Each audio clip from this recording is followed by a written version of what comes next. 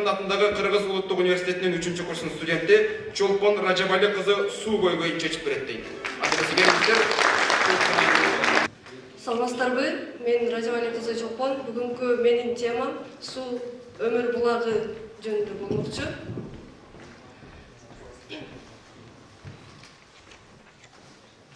Кадамжай району билебиз тоолуу сууга бай мекен. Бирок ушул мекенибизде дагы сууга муктаж болгон айыл өкмөттөр бар.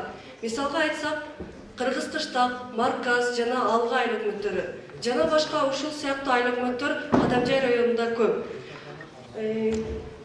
Биринчи эле биз Марказ айыл округун айта турган болсок, Марказ айыл округунда Кочокаярдан Кичи Мазарга чейин келген суу турбасын мындан 6 жыл мурда сел агызып кеткен. Ал турбаны кайра коюу үчүн элдин каражаты жетишпейт. Бирок спонсорлор жардам менен кайра кое алса, эл таза суу менен камсыз болот эле. Жана Кадамжай жөнүндө айтып кете турган болсок, Кадамжай районунда 3 чоң дарыя бар. Алар Ак суу, Исфайрам жана Сох дарыялары болуп эсептелинет. Алар Кыргызстандын мөңгүлөрүнөн түзүлгөн дарыялар болуп саналат. Бирок ушул аталган дарыялардын ичинен Сох дарыясынын чыгыш жагында Ак Турпак, Кыргыз Кыштак жана Алга айыл округдары жайгашкан. Сох дарыясы жайында 150-200 метр куб суу агат. Бирок ошол 150-200 метр суудан Кыргыз мамлекети болгону 18 метр куб гана суу алат. Анткени биздин каналыбыздын сыйымдуулугу кичинекей. 18 метр куб алган суубуз айыл аймактарына жетишпейт.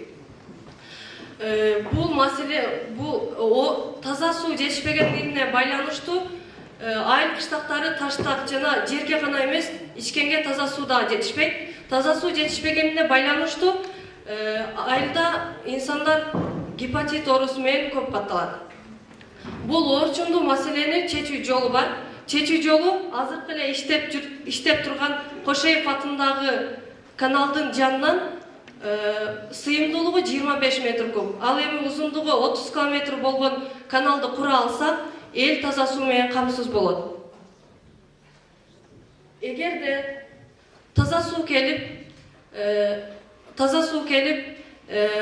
келе турган болсо, эл дагы башка мамлекетке барып кыйналбай өз жеринде оокат кылыша алат эле. Анткени бул айыл округдар аябай ысык болгонуна байланыштуу мөмө жемиштер эрте бышат.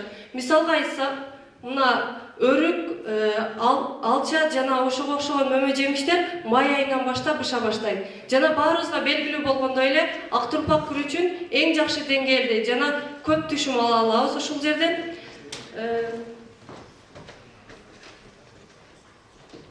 Ошону менен бирге суунун келиши айыл кыштактардагы сууга болгон муктаждыкты кандырат. Экинчиден, Кыргыз Кыштак, Алга айыл округдарынын ортосундагы 20 000 гектар өздөштүрүлбөй жаткан жер өздөштүрүлөт. Жана эң негизгиси Баткен областындагы калк жайгаштыруу маселеси 150-200 жылга чейин чечилмек. Биз Кыргызстанды өнүккөн өлкөлөргө кошуу үчүн бир жакадан баш, бир жеңден кол чыгарып аракет кылсак, ошондо гана биз элибизди жана жерибизди көтөрө алабыз. Көңүл бурганыңыздар үчүн чоң рахмат.